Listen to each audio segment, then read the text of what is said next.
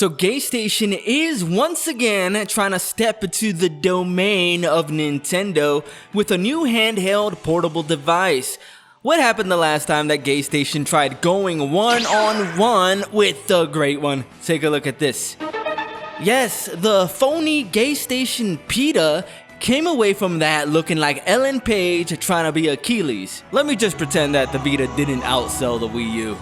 But you know what, that doesn't matter because I never had a Wii U anyway, so I don't care. But it looks like Jabroni LameStation did not learn their lesson. They might actually be trying it again. The president and CEO of Sony Interactive Entertainment, Hideaki Nishino, was recently asked in an interview by IGN how PlayStation can bring back players who decided that PlayStation was gay and left for better consoles like the Switch 2. And his answer was basically making the PlayStation 6 into a $1,000 Nintendo Switch or a PlayStation Switch.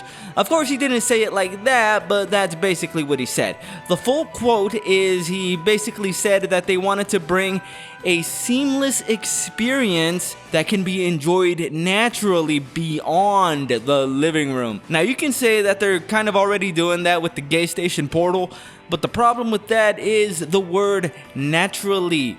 You can't naturally go from home console to handheld with the Portal without going through all sorts of hoops. But with the Nintendo Switch, the only thing that you gotta do is put it in the dock or take it out of the dock. It's really just that simple. And with how badly Nintendo is crushing everything with the Switch 1 becoming the best-selling home console of all time in America and in Japan, and the Switch 2 exceeding the Switch 1 sales in the same time frame, and being the fastest selling console ever, Sony is looking at that and thinking to themselves, I gotta copy Nintendo's homework. You know, kinda like they did with GayStation All-Stars. Yeah, you remember that one? Me neither.